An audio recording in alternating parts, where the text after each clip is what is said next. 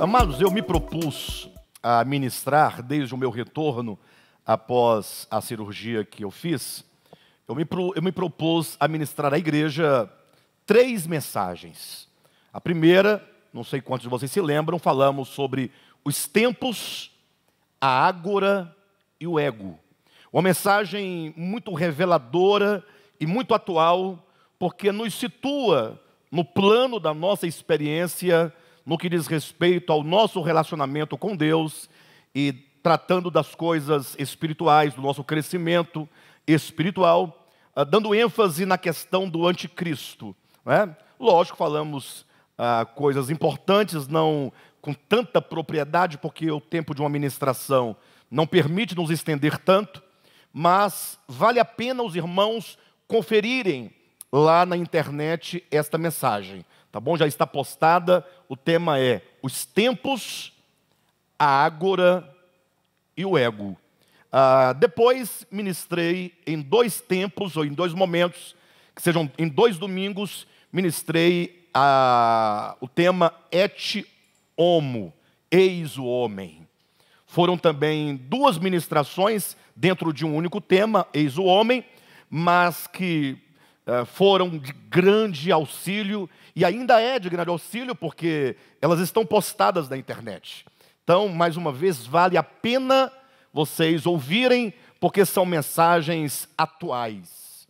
Quando eu falo atuais, não é que as outras não sejam ultrapassadas, não é isso, mas é o encargo que Deus tem nos dado nesses dias, não é? Nós entramos esse ano com muito encargo nesse sentido. E hoje, portanto, eu estou fechando essa série de 3 temas, não é, com a mensagem, não se assuste, mas o tema é exatamente este: a igreja do diabo. Assustaram ou não? Daqui a pouquinho vocês vão entender por que esse tema foi escolhido. Agora, antes de eu entrar propriamente no tema, eu vou pedir muita atenção de todos vocês hoje, mas muita atenção.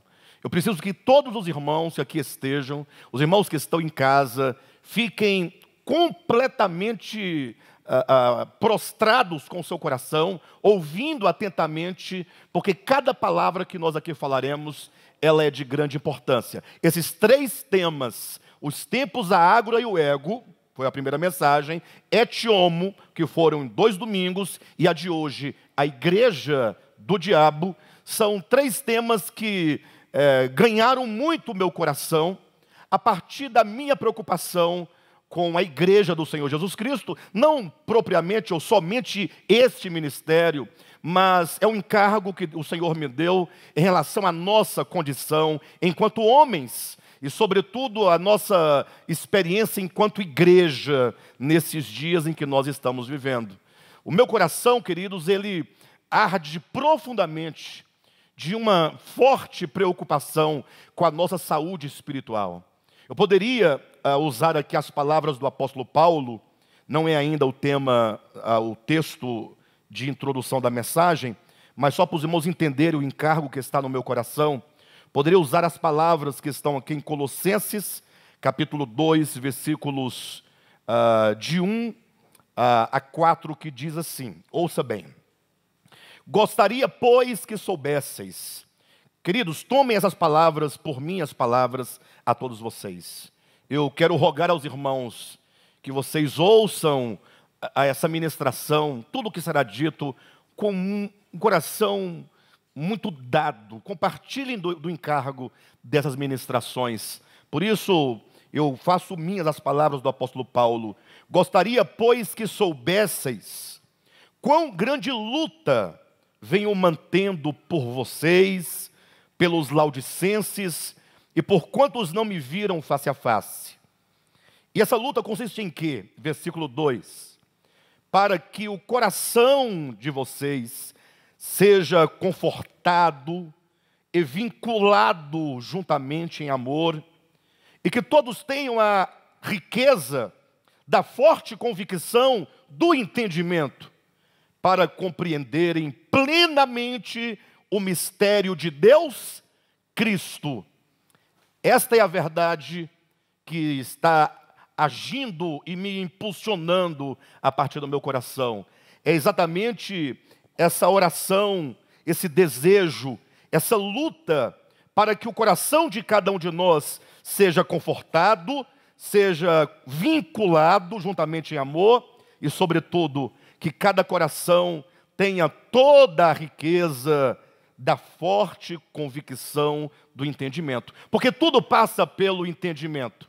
Tudo passa pelo nosso coração e passa pelo nosso entendimento. Não é tempo de nós vivermos uma vida cristã, de seguirmos uma vida cristã sem ter a compreensão clara acerca da nossa fé, aquilo em que nós cremos de fato e de verdade. Por que nós cremos deste modo e não cremos de outro modo ou de uma outra maneira?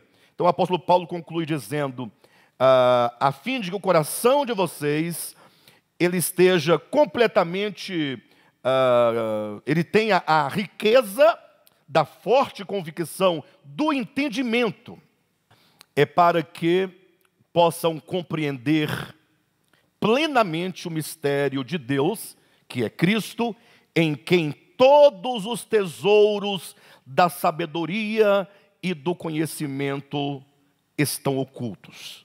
Ou seja, em Cristo todas as coisas, os tesouros da sabedoria e do conhecimento estão ocultos. Versículo 4 ele fecha dizendo, assim digo, para que ninguém vos engane com raciocínios falazes. Amém? Amém, queridos? Vocês estão aqui? Me ajudem aí. Porque nós vamos começar agora, portanto, a ministração dessa noite. Segundo aos Coríntios, capítulo 11, leia comigo os versículos 13 a 15, que dizem assim, porque os tais são falsos apóstolos, obreiros fraudulentos, transformando-se em apóstolos de Cristo. E não é de admirar, porque o próprio Satanás se transforma em anjo de luz. Não é muito, pois, que os seus próprios ministros se transformem em ministros de justiça, e o fim deles será conforme as suas obras. Queridos, um tema muito interessante, a igreja do diabo. A princípio eu tinha pensado em colocar o tema, o sermão do diabo. Depois troquei para a igreja do diabo. E a questão não houve nenhuma confusão. O fato é que eu parto o pensamento a partir de dois textos. São dois contos de Machado de Assis, escritor brasileiro. Um primeiro conto se chama A Igreja do Diabo, e o outro conto se chama O Sermão do Diabo. Daí vocês logo percebem que Machado de Assis, já no século XIX, tinha um profundo interesse em falar sobre temas tão dramáticos, não é? E temas tão atuais para nós hoje. Alguém pode até perguntar, pastor, mas você vai pregar Machado de Assis? A questão é que grandes poetas ao longo de toda a história humana, eles falaram acerca do homem. A visão literária é para mostrar o homem, a condição do homem, da sociedade num dado momento, e não poucos poetas tiveram um olhar bastante agudo, e por serem poetas também tinham ali uma linguagem bastante engenhosa para mostrar a condição do homem num dado momento.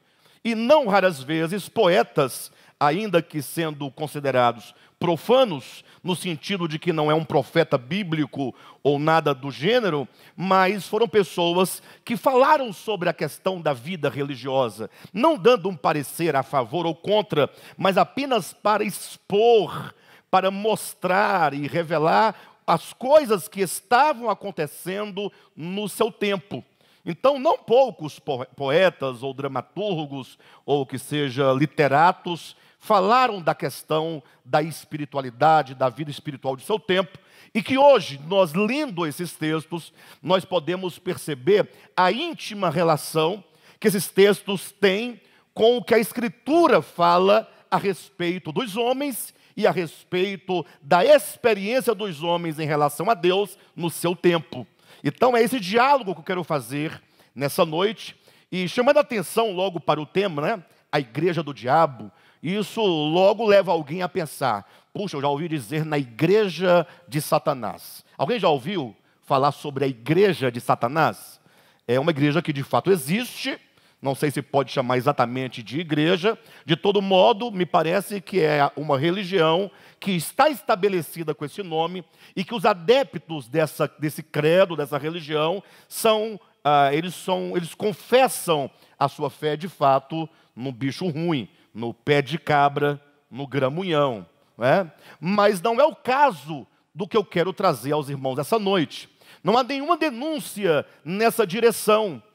Isso porque, quando nós lemos aqui o primeiro texto bíblico, segundo aos Coríntios, capítulo 11, versículos 13, 14 e 15, veja como que Paulo nos adverte, dizendo que esses tais, aí é preciso que nós leiamos os versículos anteriores, ele ali está fazendo no seu tempo uma denúncia de uma série de pessoas no seu tempo que se passavam por pastores, que se apresentavam como apóstolos, que se apresentavam como obreiros, que se apresentavam como bispos, que se apresentavam como evangelistas, que se apresentavam como líderes religiosos, e isso no tempo de Paulo. Nós também temos nosso tempo. E aí vale a pena nós começarmos a fazer rapidamente uma comparação dos tempos. O tempo de Paulo, o tempo de Machado de Assis e o nosso tempo. Para mostrar como que as coisas não mudaram do tempo de Paulo, primeiro século da era cristã, século XIX de Machado e agora século XXI, que é o nosso tempo. E Paulo vai dizendo, porque os tais são falsos apóstolos. Interessante, olhem para mim por um momento.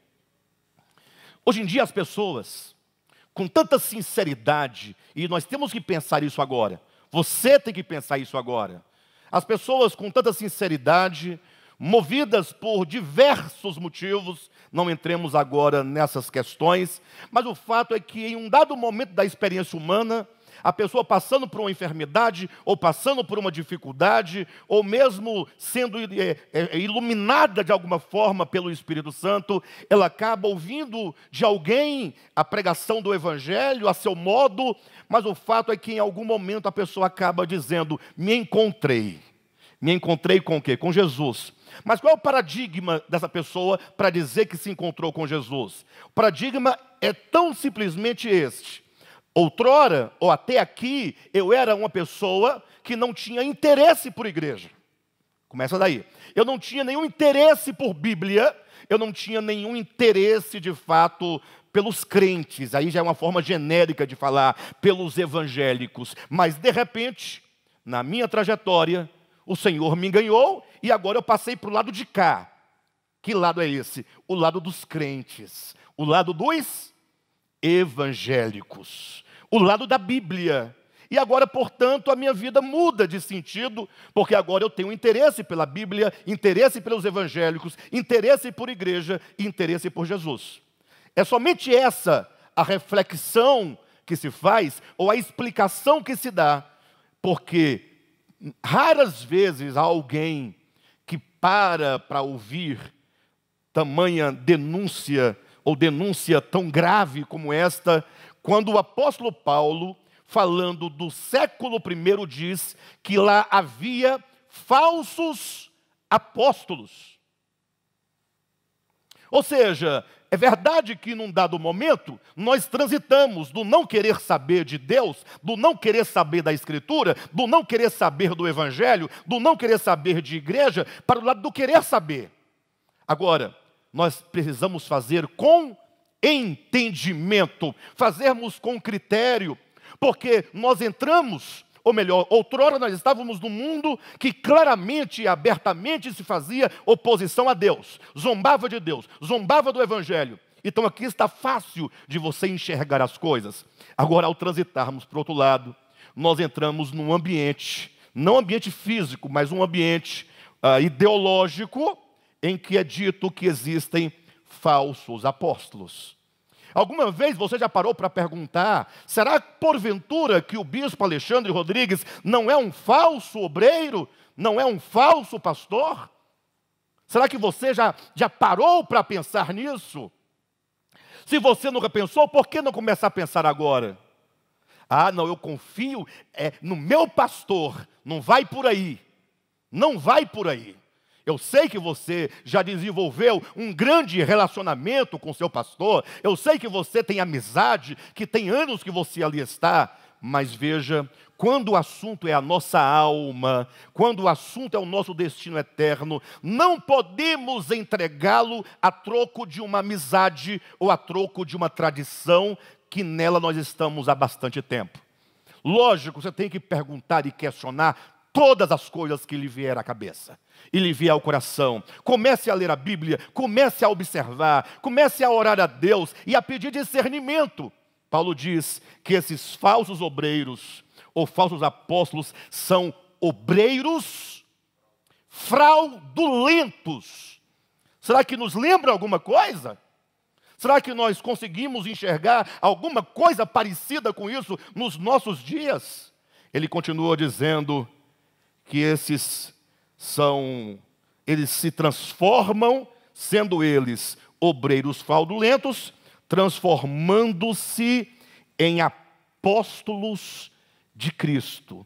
Mas se transformando, não é sofrendo uma transformação orgânica. Eles se passam por apóstolos de Cristo. Eles são falsos apóstolos, mas se passam por apóstolos de Cristo. E aí ele diz no versículo 14, e não é de admirar. Porque logo você está perguntando, mas será que isso é possível? Mas será que uma pessoa, olhem para mim, tem a capacidade de se passar por um apóstolo de Cristo sem ser? Você já se perguntou isso? Isso não é de admirar? Tem pessoas que ficam espantadas. Fala, não acredito que alguém tem tal capacidade.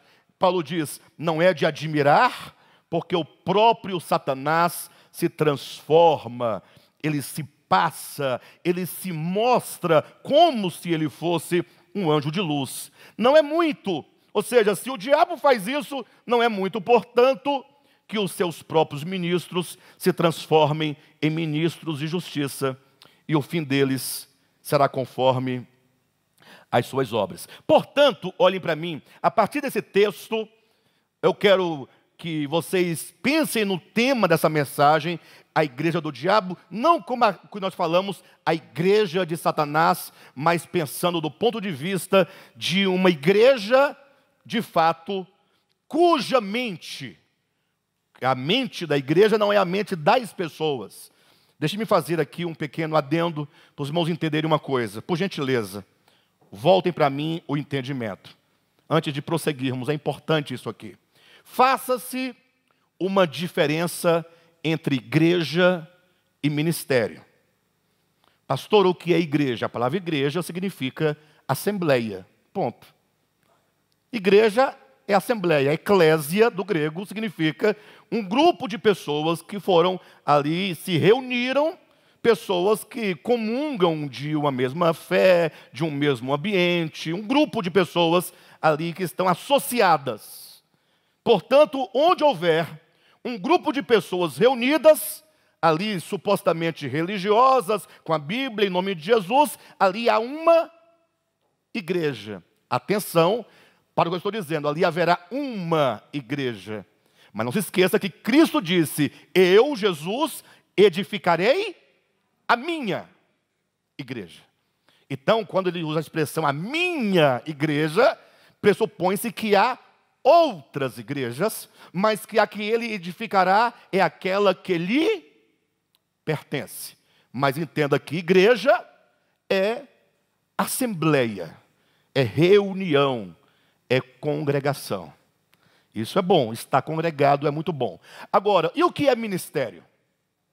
Ministério é a mente governante que vai trabalhar a verdade ou o engano na mente e no coração das pessoas. Saiba, todos nós estamos em formação. Tudo que nós ouvimos, tudo aquilo a que você dá crédito, que você ouve, que você recebe, que você acolhe, que você ouve 10, 20, 30, 100, 1000 vezes, e aquilo vai sendo dito de maneira regular, incessante, intensa, e aquilo vai formando um modo de ser, um modo de perceber, um modo de viver, um modo de se pôr no mundo. Portanto, devemos pensar, essa igreja é legal, pessoas bacanas, olha, Andresa, viu como é que ela cantou bacana hoje? Bonito, né? A banda, o irmão do Bilu tocou a bateria, coisa mais linda. O irmão Elvis estava no teclado, ele fez uns trompetes, vocês viram na hora do louvor? Fez uns metais. Puxa, como está bonito. Que igreja bonita, pessoas bonitas. A TT está ali, a TT veio hoje, né, TT? Seja bem-vinda. Pessoas bonitas, pessoas bacanas, nos abraçam, nos acolhem, sorri para nós, tal. Bacana. Agora, a pergunta é, qual é esse ministério? Qual é a mente? Qual é a doutrina? Qual é a palavra que é ensinada? O que está sendo pregado? Será que o que está sendo ensinado está de acordo com o santo evangelho de Jesus Cristo ou não? Devemos perguntar. Isso tem que ser perguntado, tem que ser investigado, tem que ser estudado. Nós não podemos prescindir do estudo das Escrituras para podermos entender. E hoje, se tudo correr bem até o final da mensagem, eu vou entregar para cada um de vocês 2 chaves. Tá bom? Verdade, não verdade, eu vou entregar 2 chaves, só que as chaves que eu entrego, elas abrem de fato as portas. Tá bom? As outras podem não abrir. As que eu vou entregar hoje vão abrir as portas do seu entendimento. Aleluia! Glória a Deus. Portanto, quando eu digo igreja do diabo, eu não estou me referindo ao que dizem igreja de Satanás, como se entende aí na história, mas estou dizendo de igrejas, ajuntamentos, em que uma mente diabólica está à frente, governando, pregando, ensinando diabolicamente aquilo que vai de encontro à vontade do nosso Deus. Portanto, presta atenção. Machado de Assis, ao escrever esse conto, A Igreja do Diabo, eu vou ler um pedacinho para vocês, coisa rápida, até porque o conto é bem pequeno.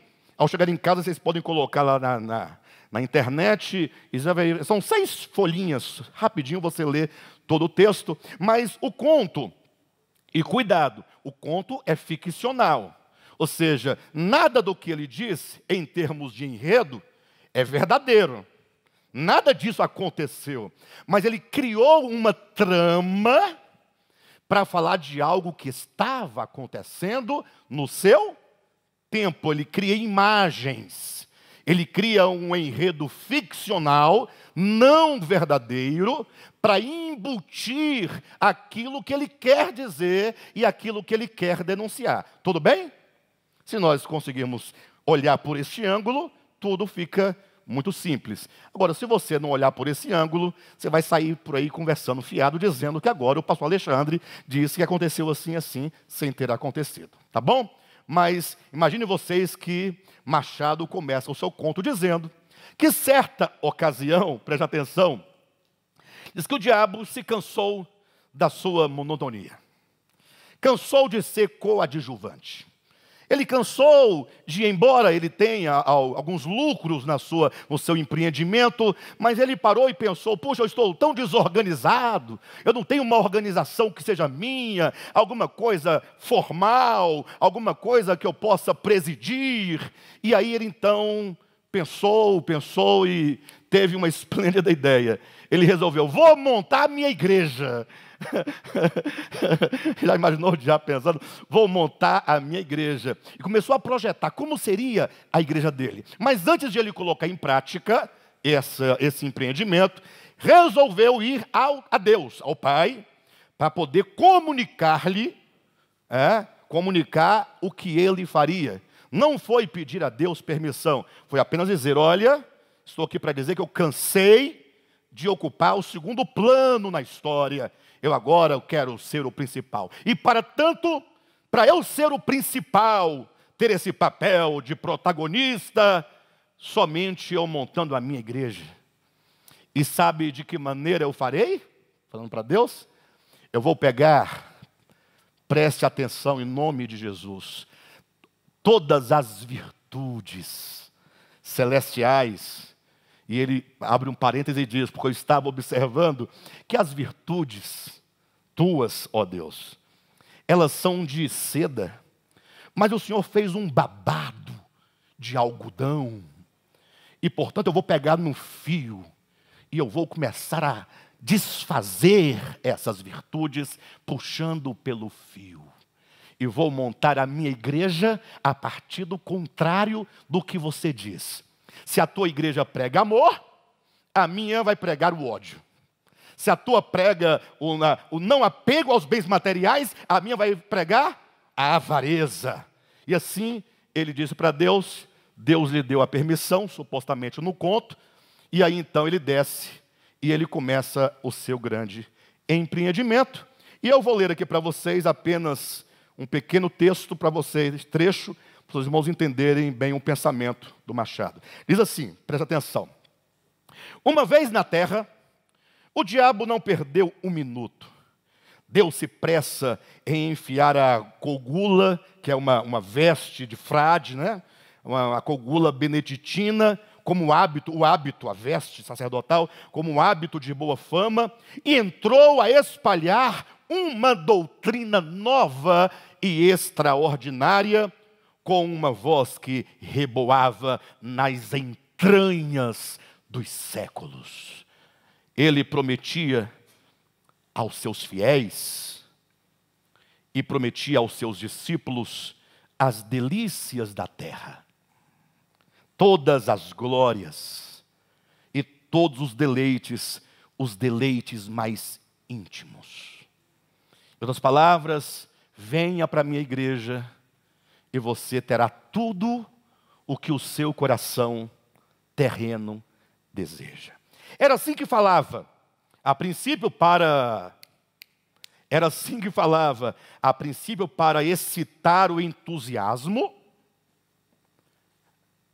espertar os indiferentes, congregar, em suma, as multidões ao pé de si. E elas vieram, e logo que vieram, o diabo passou a definir a doutrina. A doutrina era a que podia ser na boca de um espírito de negação. A doutrina podia ser aquela que é na boca de um espírito de negação. A doutrina é para negar. Negar o quê? Negar a verdade, negar as boas obras, negar o evangelho, negar as virtudes de Cristo, negar tudo aquilo que é verdadeiro. Mas como ele faria? A doutrina era a que podia ser na boca de um espírito de negação. Isso quanto à substância. Voltem aqui. Olha o que ele está dizendo. A doutrina era aquela que se podia colocar na boca de um espírito de negação. Mas essa negação, ele diz, é quanto à substância. A substância. Porque acerca da forma, era umas vezes sutil, outras cínica e outras vezes desveladas. Vocês entendem a questão da forma e da substância? A forma é como apresenta.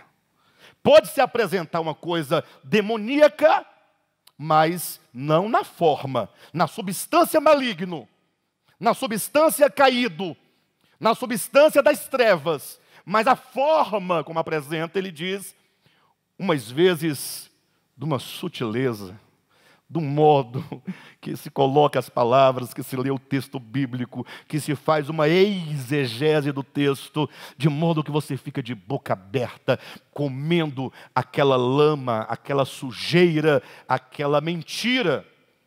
E olha aqui, é um homem que não tinha nenhum compromisso nos seus textos com nenhuma forma de religião, tá bom? Ele está dizendo que é o que acontecia. Algumas vezes de uma forma sutil, outras vezes de maneira cínica. Eu já ouvi muitas vezes pessoas colocando coisas de forma cínica. E outras vezes de maneira, como diz, deslavada, na cara de pau. Na cara de pau. Porque aquele que fala o engano com sutileza, ele está ali pisando com um sapatinho de algodão para não fazer barulho. Mas tem outro que não está nem aí, fala abertamente, dane-se. E fala ainda mais. Se você não aceita, tem quem aceite. Se você não gosta, tem quem goste. Se você não dá, tem quem dê. E olha como continua aqui, ó. As turbas, sabe o que é turbas? As multidões. São muitas as pessoas que seguem esses discursos, as turbas corriam atrás dele, entusiasmadas. O diabo incutia-lhes a grandes golpes de eloquência, toda nova ordem de coisas, trocando a noção delas, trocando a noção, trocando o significado, deturpando o sentido. Gente, que texto é esse? Ninguém lê, né? Não está lendo nem a Bíblia, vai ler Machado de Assis. Brincadeira, né, irmãos? Trocando a noção delas, fazendo amar as perversas e detestar as coisas sãs. Quem está me entendendo? Nada mais curioso, por exemplo, atenção, nada mais curioso, por exemplo, do que a definição que o diabo dava da fraude. Como é que se vai pregar a fraude numa igreja? Não tem que ter aqui uma expertise para poder passar? Nada mais curioso, por exemplo, do que a definição que o diabo dava da fraude. Chamava-lhe a fraude de o braço esquerdo do homem. Você vai entender. O braço direito chamava de força. A esquerda, o esquerdo, de fraude. E concluía: muitos homens são canhotos. Eis tudo. Ora, ele não exigia que todos fossem canhotos. Olhem para mim, deixa eu tentar dissolver essa ideia. Ele diz: a fraude é o braço esquerdo, a força é o lado direito. Aí ele diz: se o esquerdo é a fraude, o direito é a força, muitos homens são canhotos. Ou seja, se é canhoto, é o quê? Não. Você, Rosilene, você é destra ou canhota? Destra, direita. Para você, quando você escreve com a esquerda, é normal? Não. Mas tem algum canhoto aqui? Quando você escreve, desculpe-me, é normal? Com a esquerda? É normal? E para ela? Mas justifica-se a fraude à esquerda dizendo o quê? É o quê? É normal, porque ele é canhoto, gente. É simples. Por que a fraude é normal? Ora, porque ele é canhoto. Pronto, resolvido o problema. Mas e o outro que é destro? Força, violência. Primeiro ele diz, e concluía: muitos homens são canhotos, isso é tudo. Olha a simplicidade, para justificar a fraude. Muitos homens são canhotos. Aí você fala: é mesmo, né? Tem um canhoto, é verdade que tem um canhoto. Concluindo, ele diz assim: ora, ele não exigia que todos fossem canhotos. Na igreja, não, todos não tem que fraudar, não, só os canhotos. Agora, não exigia que todos fossem canhotos. Não era exclusivista, o diabo não é exclusivista. Que uns fossem canhotos, outros destros. Aceitava todos, menos os que não fossem nada. Ou você é violento ou você frauda. Mas você tem que ser alguma coisa, não pode ficar parado, né? Tem que fazer alguma coisa. A demonstração, porém, mais rigorosa e profunda foi a da venalidade. Foi quando você se vende. No caso do suborno. Olha o que ele explica sobre o suborno. A demonstração, porém, mais rigorosa e profunda foi a da venalidade, do suborno. Um casuísta do templo chegou a confessar que era um monumento de lógica. Ele diz que a venalidade é uma lógica que não pode ser desconstruída. O suborno é algo que você não pode discordar dele. Olha a lógica. E ele diz assim: a venalidade, disse o diabo, no caso, a pessoa que aceita suborno, que se vende, a venalidade, disse o diabo, era o exercício de um direito superior a todos os direitos. Ou seja, você tem um direito de receber suborno. É direito sobre todos os direitos. Ricardo diz: não concordo. Por quê? O diabo explica. Se tu podes vender a tua casa, vender o teu boi, vender o teu sapato, Se tu podes vender o teu chapéu, coisas que são tuas, por uma razão jurídica e legal, mas que em todo caso estão fora de você. É sua porque você comprou, mas está fora de você. Então ele diz: como então não podes vender a tua opinião, que é tua, inata? Se você vende teu boi, por que não vender a tua opinião? Não é sua, de natureza? Sim ou não? Olha o argumento do capeta. Ele trabalha uns argumentos que, se brincar, tem irmão que pensa, é verdade. Glória a Deus. É o diabo que está falando aqui. Eu estou só dando voz para ele, mas nós não cremos nisso. Nós vamos desconstruir daqui a pouquinho. Tá bom? Vamos lá. Se tu podes vender a tua casa, o teu boi, o teu sapato, o teu chapéu, coisas que são tuas por uma razão jurídica e legal, mas que em todo caso estão fora de ti, como é que não podes vender a tua opinião, o teu voto, a tua palavra, a tua fé, coisas essas que são mais do que tuas, porque são a tua própria consciência, isto é, tu mesmo? Olha que argumento extraordinário. Gente do céu, esse povo está atualizado, não está? Não posso nem errar a leitura aqui que vocês estão vendo. Continuando, aí ele diz, às vezes tem salto aqui, não está na ordem não. Tá bom? Negá-lo é cair no absurdo e no contraditório, pois não há mulheres que vendem os cabelos? Sim ou não? Não pode um homem vender uma parte do seu sangue para transfundi-lo a outro homem anêmico?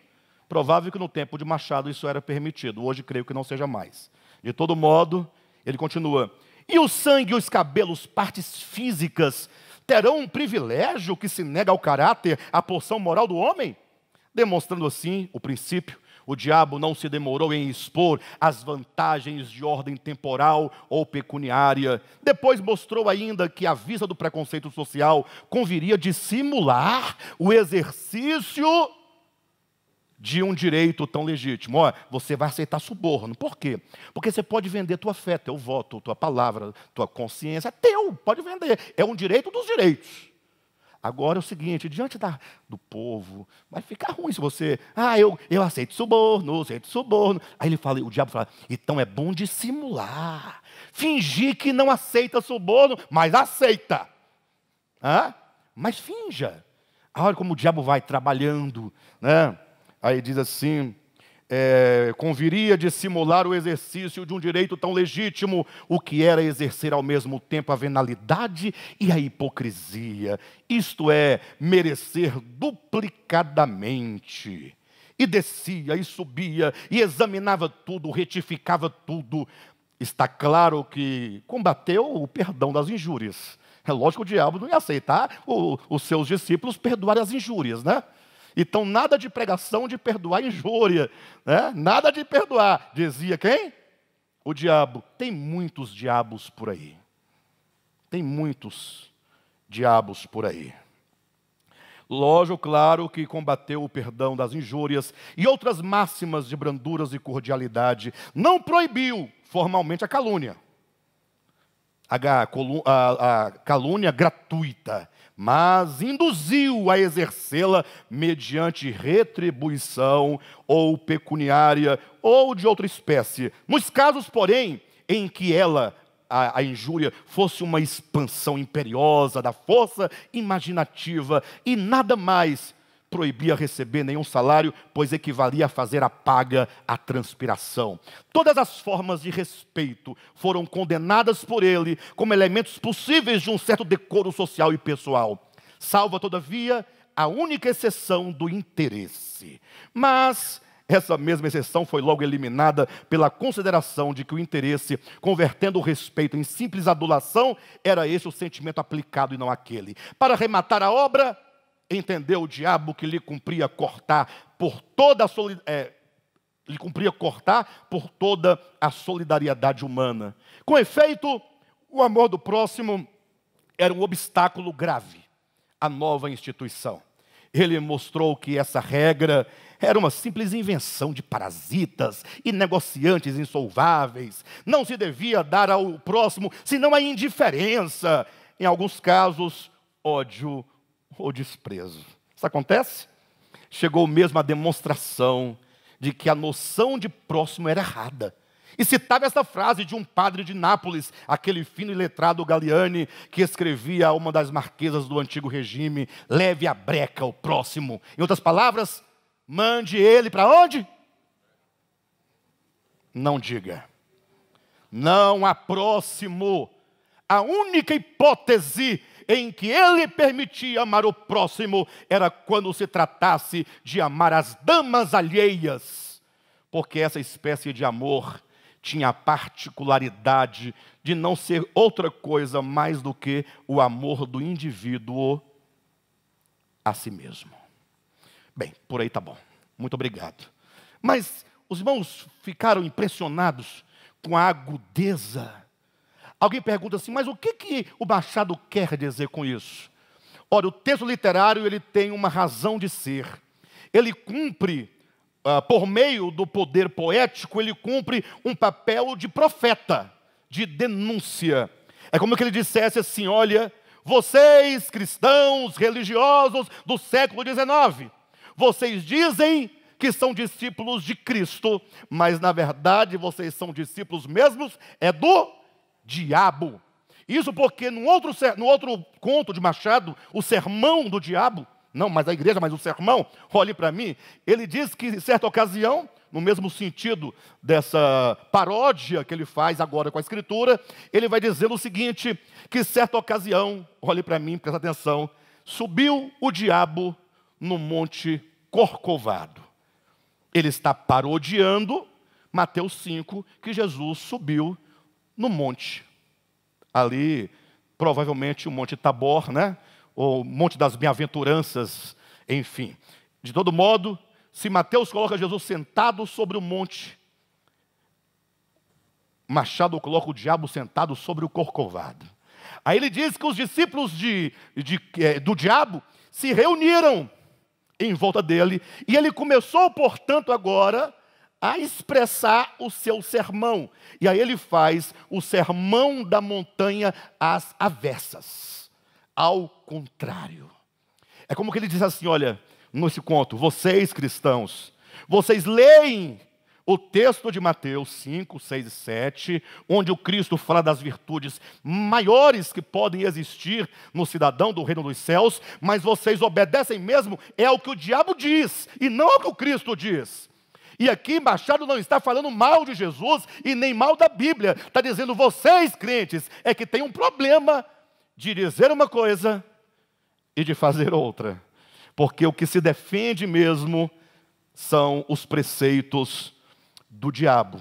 E nós temos que ficar atento a isso. Aqui eu faço a transição para o segundo momento da mensagem. Porque pensem vocês comigo, que o próprio Jesus, diversas vezes, ele nos advertiu contra essas coisas. Não é uma coisa que é da cabeça de Machado, não.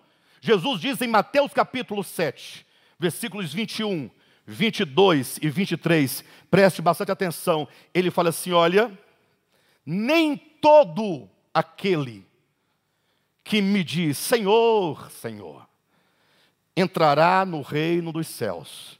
Olhem para mim. Qual é a primeira assertiva de Jesus? Tem muita gente dizendo Senhor, Senhor por aí? Ei, com mãos levantadas, orando, cantando, lendo Bíblia, abrindo igreja, jejuando, fazendo campanha, dizendo em nome de Deus. Tem ou não tem? Aí Jesus fala assim, opa, presta atenção, nem todos os que dizem Senhor, Senhor. Começa daí. A primeira assertiva, não é porque você diz Senhor, Senhor, não é porque você se diz um cristão, não é porque você prega isso ou aquilo outro, que você entrará no reino dos céus. Essa é a primeira assertiva. Isso tem que nos impactar. Isso tem que ser determinante. Porque você não pode ver alguém dizendo Senhor, Senhor, que começa a tremer e estender as mãos para receber a bênção. Para de bobagem. Para de infantilidade. Olha a sua idade, século 21. E você, assim, recebe o que você está recebendo? Para de querer receber o que você não sabe, o que estão lhe entregando. Comece a observar. Vamos levar mais a sério a questão da fé. Nem todo aquele que diz Senhor, Senhor, entrará no reino dos céus. Segunda assertiva, mas vai entrar no reino do céu aquele que faz a vontade do meu Pai celestial. Essa é a segunda assertiva. Ou seja, não basta dizer Senhor, Senhor, tem que fazer a vontade do Pai celestial. Nem todo aquele que diz Senhor, Senhor entrará, mas somente aquele que faz a vontade do Pai celestial. Olhem para mim, Jesus continua dizendo, muitos. Nós temos que enxergar, são muitos. É Jesus que está dizendo, não sou eu, estou lendo para vocês. Muitos, vírgula, naquele dia. Esses camaradas são tão sem futuro, que eles passaram a vida todinha fazendo a coisa de maneira errada, e naquele dia ainda vai querer ganhar vantagem. Enganou todo mundo, agora quer enganar Jesus. Muitos naquele dia dirão para Jesus, Senhor, Senhor, presta atenção, em teu nome eu acendi uma vela vermelha, em teu nome eu matei uma galinha preta, em teu nome eu matei um bode, em teu nome eu coloquei o nome da pessoa dentro da boca do sapo e costurei. Não?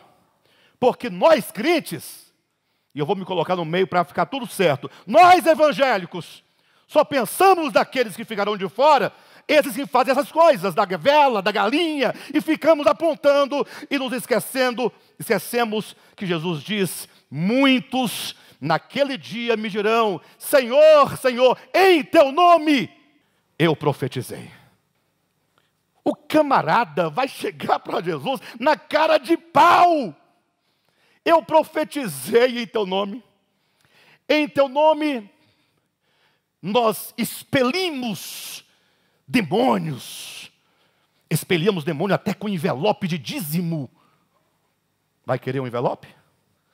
Olha o camarada, Jesus, foi no teu nome, eu te representava, eu era como embaixador do reino dos céus na terra. O nome da minha igreja é Embaixada Celestial do Reino dos Céus. Olha, ficou bonito, hein? Alguém vai pegar esse nome, pastor. Não pensaram ainda. Nós, em teu nome expelíamos demônios, em teu nome nós fizemos uma meia dúzia de milagres. Muitos milagres. Essa turma, Jesus diz assim, então, esse então também tem que valorizar. Os conectivos, eles dão importância, dão segmento, dão ênfase, criam uma lógica semântica que está sendo dito. Então, hein? Fala aí no seu lugar, então, pastor, o que vai acontecer? Olha, então quer dizer, o que se segue quando eles disserem, Senhor, eu fiz tudo isso? Então, eu lhes direi como? Não, eu lhe direi de que maneira? Explicitamente. Não vou usar parábola, nem profecia, nem texto poético. Eu vou falar na cara, na lata. Nunca eu vos conhecer. Duas palavras, quem é você? Não, eu sou... Não conheço. Pastor, mas Jesus não conhece a todos? Ele não é onisciente? A ideia aí de não conhecer é mais ou menos assim. Você imagina, presta atenção. Eu estou num lugar, aí de repente chega o Josué, né? Não, o Josué chega num lugar e fala, o Alexandre falou assim, assim, que tem que ser assim, assim, assim, assim, assim. Aí eu chego. Como é que é? Eu falei o quê? Pois é, o Alexandre. Eu te conheço? Eu te mandei falar isso? Eu te autorizei falar isso? Eu não sei quem é você. Não fica ruim para ele? Ele não fica desautorizado?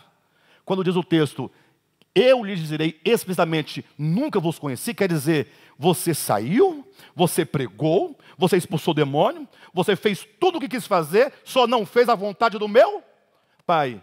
Entretanto, a despeito de ter feito tudo isso, usando o meu nome, eu nunca te autorizei a usar o meu nome. Você falou em meu nome, mas não fui eu que mandei. Você fez isso e aquilo no meu nome, mas não fui eu que mandei. Você fez por causa da sua própria vontade, não da vontade do meu Pai Celestial. Lógico, nada disso que está aqui, curar, expulsar demônios, é negativo. Ou seja, não está em oposição à vontade do Pai. Para que você não pense, puxa, então expelir demônio é contra a vontade do Pai? Não. Eles fizeram tudo isso porque isso acontece no Evangelho. Pessoas serem libertas, entende? Pessoas serem curadas, pessoas serem transformadas. Então eles fizeram, usando essas palavras, usando esse mecanismo em nome de Jesus, mas eles próprios não tinham nenhuma relação de autoridade e submissão para com Cristo. Eles não tinham nenhuma relação de enviador e enviado, de senhor e mestre e discípulo. Eles não tinham. Pastor, então por que eles fazem essas coisas? Porque, ignorando a vontade do Pai Celestial, eles fazem essas coisas com qual propósito? Quais são os mecanismos que são usados para articular essa grande indústria da igreja do diabo? Eu dividi aqui em duas partes, coisas que eu falarei de modo muito breve. Coloquei primeiramente as motivações. O que motiva alguém a proceder deste modo? Em segundo, eu coloquei aqui o mecanismo. São vários, são centenas. Coloquei só 3. Só vou falar 3. É rápido, tá? Porque é tudo citado. Mas o importante é vocês entenderem aquilo que é básico. Então, as motivações. Primeiro, por que alguém abriria uma igreja do diabo? Aí já dá para entender o que é a igreja do diabo, né, pessoal? Agora já sabe, né? Não sai por aí procurando. Cadê a igreja do diabo? Assembleia não é, Batista não é. Pastor, não encontrei a igreja do diabo. A igreja do diabo não é uma placa, é uma mente, é um propósito, é um objetivo, é um interesse, que vem tudo embutido em doutrinas, para que você não perceba. Quais são as motivações? Dentre tantas motivações, eu trouxe 2. A primeira, atenção, isso existe de maneira primordial, porque existe um propósito no império das trevas, que luta no oculto contra o reino de Deus. Saiba disso. Todos nós, homens, seres humanos, estamos no meio de uma batalha desde sempre. Há uma batalha pela posse da tua mente. Há uma batalha pela posse do teu coração. Há uma batalha, e essa batalha da parte do maligno, ela não vem clara. Jesus diz explicitamente, mas essa da parte do maligno não está clara. Se ele conseguir te colocar indiferente, já está de bom tamanho. Ele não se importa nem que você congregue no ministério apostólico de volta à palavra. Ele não tem esse interesse de tirar você daqui. Ele quer que você fique aí sentado e indiferente. Entendeu? Você fica aí dormindo para ele estar de bom tamanho. Porque ele vai te dar uma falsa sensação de segurança. Você vai ficar super satisfeito consigo mesmo e vai dizer, eu sou Edu de volta à palavra. Mas chega aqui, você senta aí, ó, e não está ouvindo nada, não está entendendo nada. Sua mente está em outro lugar, você está numa missa de corpo presente. Só, porque a alma não está aqui. Aí você fica aí, entendeu? Só abre a boca para reclamar. Só abre a boca para dizer, para apontar um defeito, um negócio.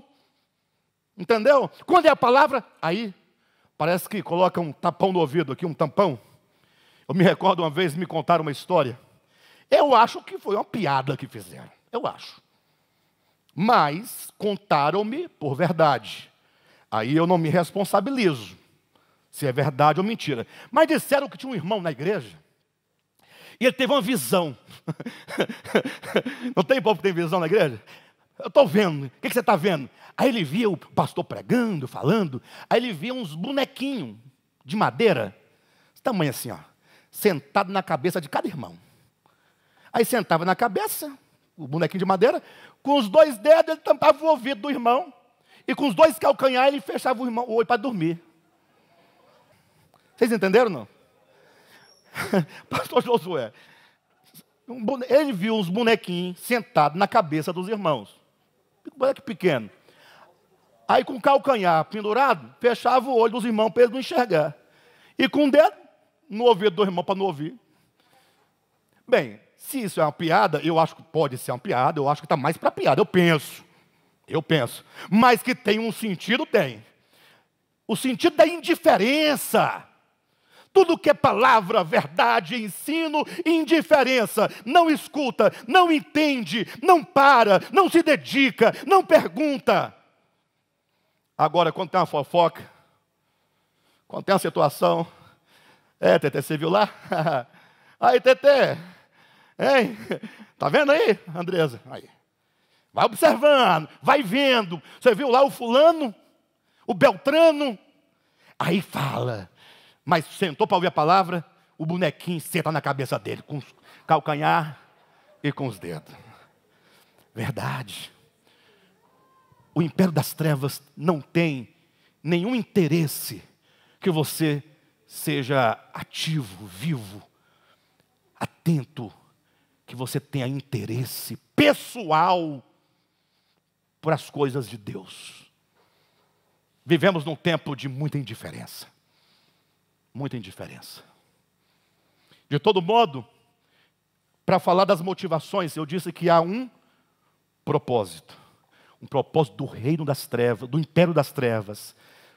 A luta está acontecendo contra você. Para você não entender a verdade. Para você entendendo ser indiferente a ela.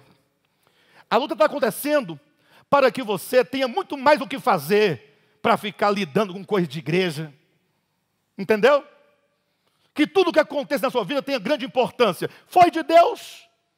Lembre-se, quando eu digo que há um propósito, se tem alguns, vou citar apenas um texto, Salmo de número 2, versículos de 1 a 3. O salmista começa a fazer as seguintes perguntas.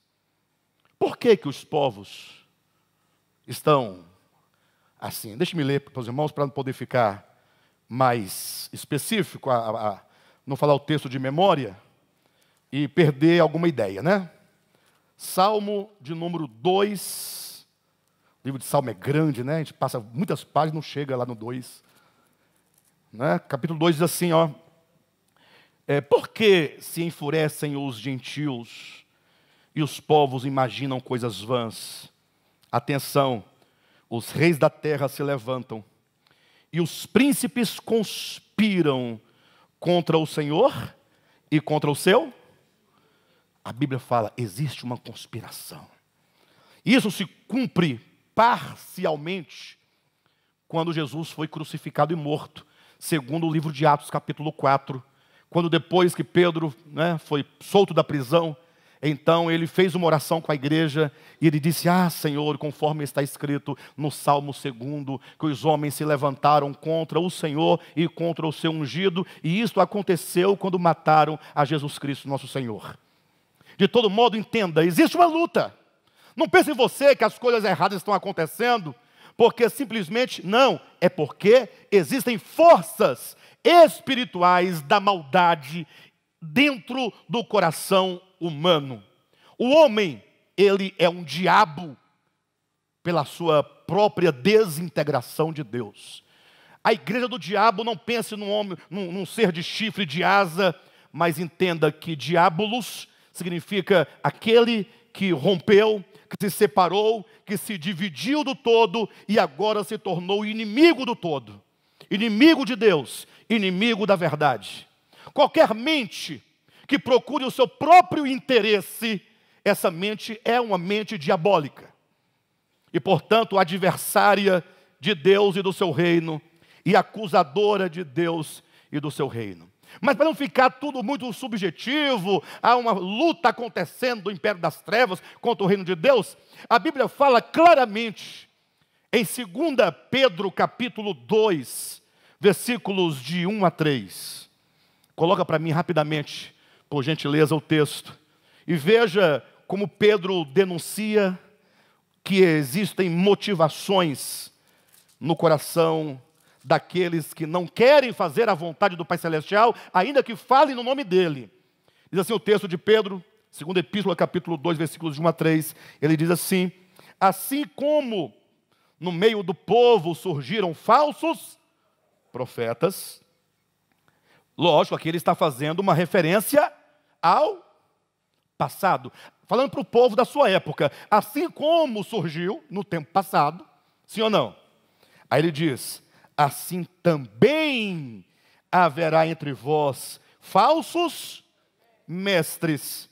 Ah, pastor, falsos mestres, os quais introduzirão dissimuladamente heresias destruidoras até ao ponto de renegarem o soberano Senhor que os resgatou, trazendo sobre si mesmos repentina destruição. Versículo 2: e muitos, olha o muitos de novo aí. Se são muitos os que enganam, são muitos os que e muitos seguirão as suas práticas libertinas. E por causa deles será o quê? Infamado o caminho de quê?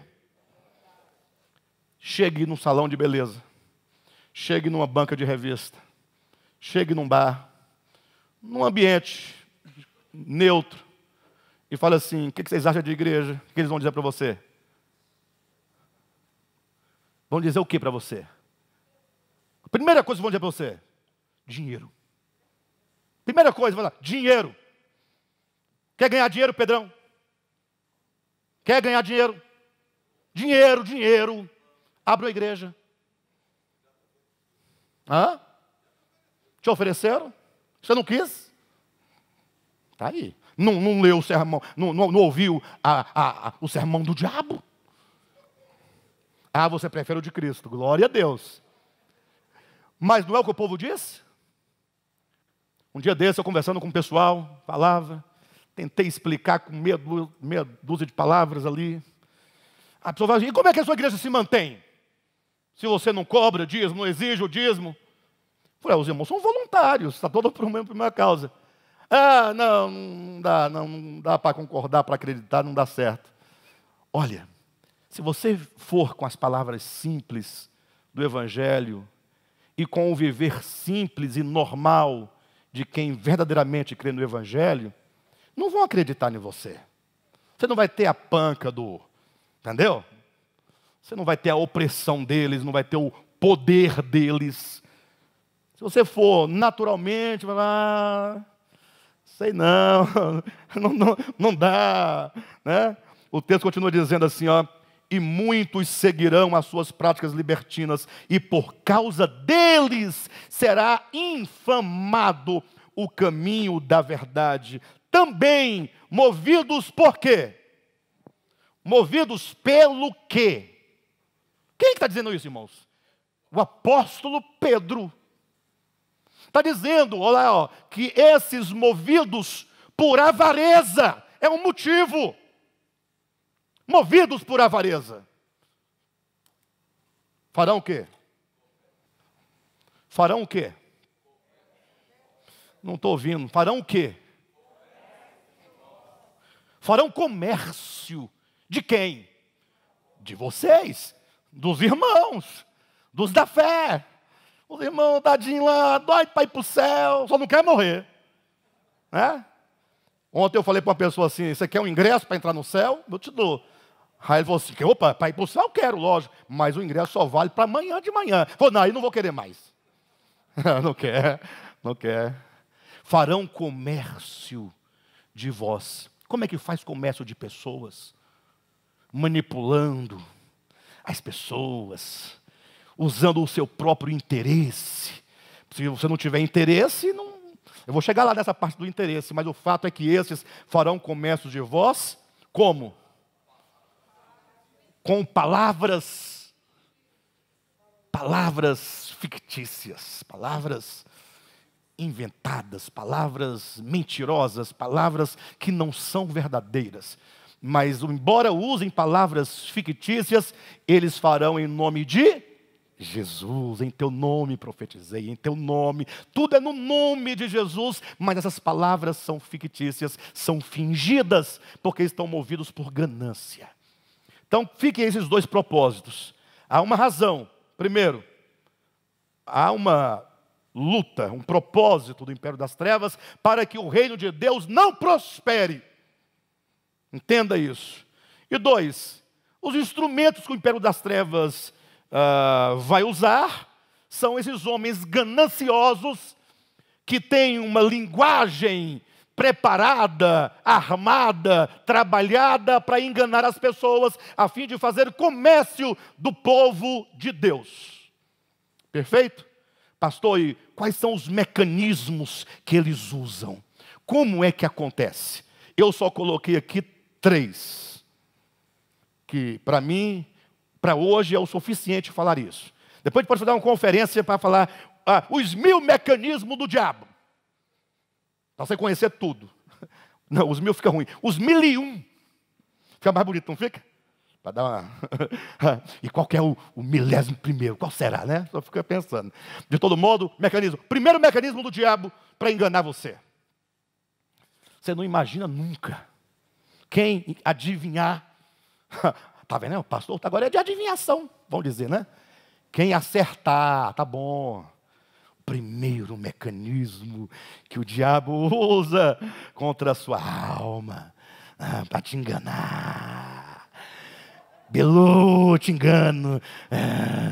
Qual é o primeiro mecanismo? Estava lá Jesus no deserto.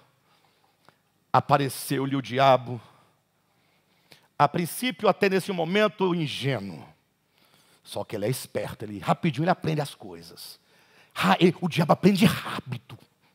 Quem aprende devagar e quase nunca são os crentes. Ouve, não estou entendendo, passou de meia hora, não entendo mais nada, não fica nada. Mas o diabo ele é terrível. Olha para mim, Jesus no deserto, apareceu o diabo, atrás da pedra. Jesus, o que está, diabo, aqui? Aí o diabo, se tu és o Filho de Deus, manda que essas pedras se transformem em pães. Essa aqui é aquela Bíblia em áudio que tem essa vozinha, vocês já viram? Vocês ouviram a Bíblia em áudio? Vai saber por que colocaram essa voz, né? Aí, disse Jesus, não só de pão viverá o homem, mas de toda a palavra que procede da boca de Deus. O diabo, opa, peraí. Está escrito, não só de pão, ao diabo, então é agora.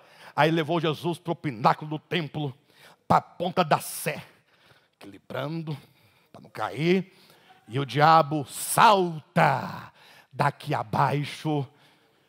Aí ele puxou uma Bíblia de couro fino, dessas douradas, que tinha até harpa cristã no final, acolopada. Nada contra a harpa cristã, estou tentando apenas fazer vocês entenderem, porque de outra maneira vocês não entendem. Então eu coloco um lúdico para ver se... Aí o diabo salta. O diabo começou a pregar para Jesus. Porque no Salmo 91 está escrito a teu respeito, que ele, o Pai, enviará os seus anjos. Olha o diabo, a linguagem dele, o diabo sabe o Salmo 91. Ele recita o Salmo 91. Ele não tem medo do Salmo 91. Poxa vida, se ele tivesse medo, não teria recitado para Jesus. E você fica com a Bíblia no Salmo 91 para espantar o quê na sua casa? Nada. Só para ficar as páginas amarelas, cheia de poeira. Aí você vai ler, começa a espirrar, por causa do pó. Aí fala, não posso ler a Bíblia porque tem rinite. Boa desculpa. Aí o diabo foi recitar o Salmo 91, está escrito. Esse é um mecanismo. O diabo, como nós lemos no primeiro texto bíblico, 2 Coríntios capítulo 11, ele se transforma em anjo de luz. Ele vem com Bíblia, com paletó, com gravata. Ele coloca o chifre para dentro, tipo aquelas antenas de carro antiga. né? Para você não ver o chifre dele. Mas está lá. E aí ele te engana. Ele fala, está escrito. Quando o diabo diz, faça isso porque está escrito. Dê tudo o que você tem, porque está escrito que Abraão levou seu filho Isaque, o filho que ele amava, e entregou no altar de Deus. Traga tudo. Porque está escrito. E você fica, é verdade, está escrito. O que está escrito? Primeiro, você quer citar Gênesis 22? Eu não vou na sua onda, mas Gênesis 22. Deus pediu? Não, o texto. Pediu? Tá. O outro está pedindo? Então tá certo. Abraão levou? O pessoal está trazendo? Está levando? Então tá certo.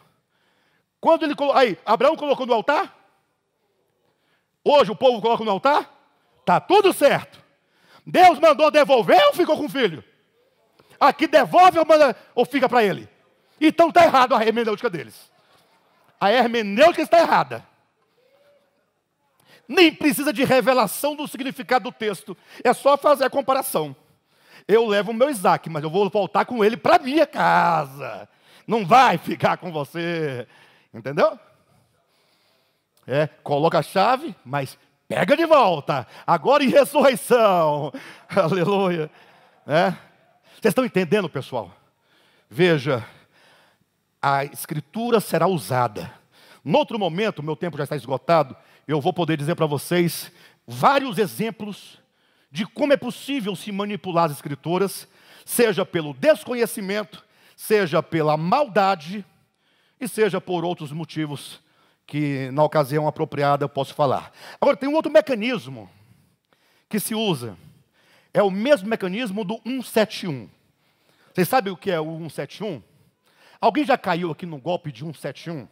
Uma boa. Tá, vou dar outro nome para vocês. Alguém já caiu no joguinho das bolinhas? Aquelas tampinhas? Tá aqui, não tá aqui, tá aqui. Aí você, opa. Alguém já caiu? O Ishma caiu. O Raimundo caiu no joguinho das bolinhas. Quem mais? O Lecito caiu. Vai voltar contra vocês. Quem mais caiu, pessoal? Por que vocês caíram? Quem não falou também caiu. Para de bobagem. Para cima de mim. A Rosilene já caiu. Aí, agora vai dizer que não caiu. Sabe o que é? 3 tampinhas de forminha de bolo, daquelas de empada. Uma bolinha de espuma. Aí ele faz assim bem devagarzinho. Tá.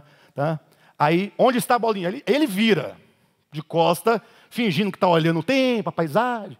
Aí o parceiro dele que está aqui, fingindo que é igual a você, tonto. Aí ele levanta para te mostrar. Aí você... Olha o sorriso, ó. Eu sei onde está a bolinha. Eu sei. Aí o outro vira de novo. Aí o parceiro mostra de novo para confirmar. Aí se abre um sorrisão. Aí o cara fala assim, 50 por 50. Puxa vida, eu trabalho o dia inteiro para ganhar 50. Eu posso ganhar 50 só porque eu sei onde está a bolinha? Aí vem o que em você? A vontade de ganhar fácil. Se você não tiver vontade de ganhar fácil, você não cai. Você quer? Não, eu não quero 50. Dá licença, eu estou indo embora. Não quer? Eu não quero ganhar. Não, mas é de graça. Eu não quero seu dinheiro, até me sentiria mal em levar teus 50, porque eu sei onde está. Seria maldade da minha parte, injustiça. O jogo não seria honesto. Você falando por desonesto. Não seria honesto eu ganhar seu dinheiro. E vai embora. O 171, ele é como um lutador de artes marciais. Uma vez eu vi uma luta, um menininho, velho. Aí quando eu vi o camarada que ia lutar contra ele, maiorzão, mas... Eu falei, gente, será que o peso está compatível dos dois? Porque o outro era menininho. Era assim, o bracinho era meio tortinho, mas era assim. O outro já era mais encorpado. Eu falei, esse pequenininho já perdeu. Rapaz, o pequenininho corria daqui, escondia atrás dele, grudou nas costas dele. O grandão não conseguia tirar ele das costas, ele grudou aqui, ó. Ele corria, o pequenininho nas costas, não saía lá em cima, até que conseguiram cair no chão. E o pequenininho deu uma chave no pescoço, o outro ficou. O que acontece?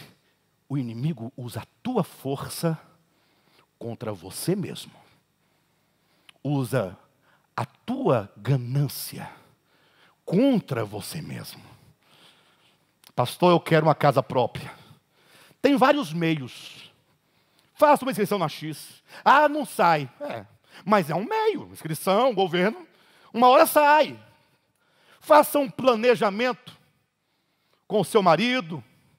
Faça um consórcio. Economiza daqui. Vai juntando. Uma hora você consegue dar uma entrada.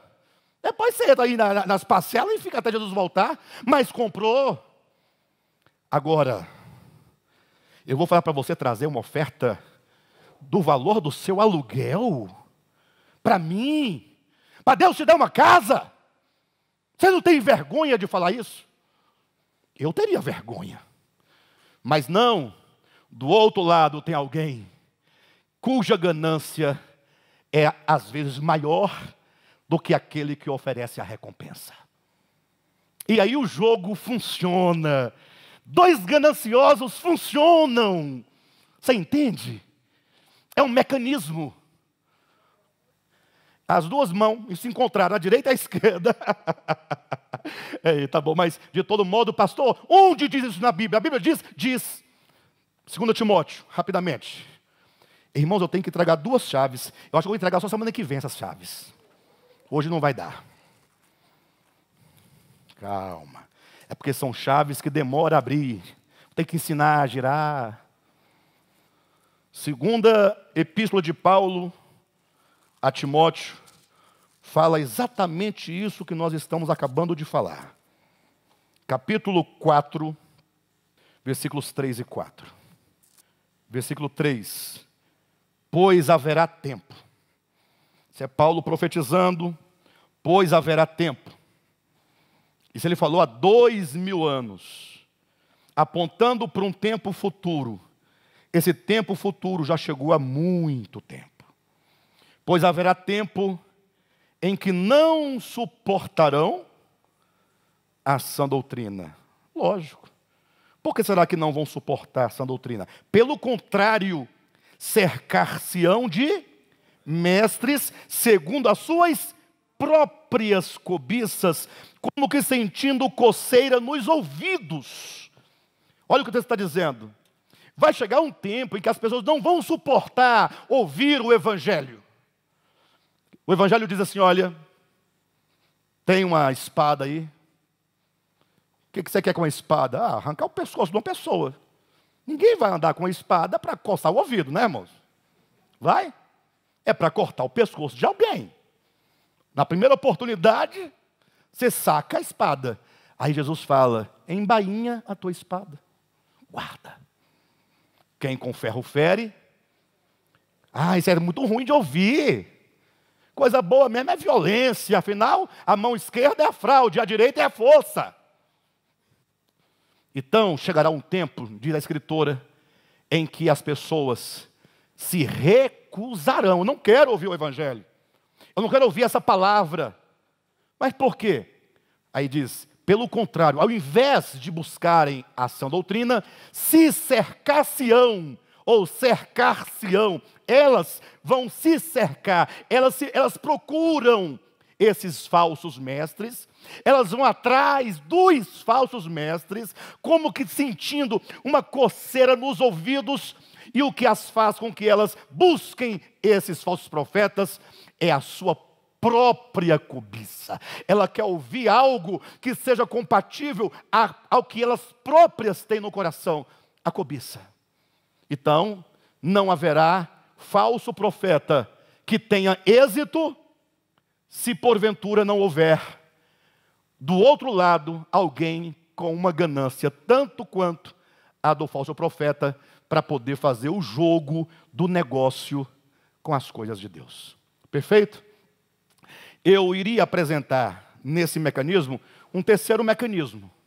Em seguida eu ia apresentar as chaves. Eu não quero cansar os irmãos, porque eu quero que vocês voltem aqui na semana que vem para acabar de ouvir o restante dessa mensagem. Tá bom, pessoal?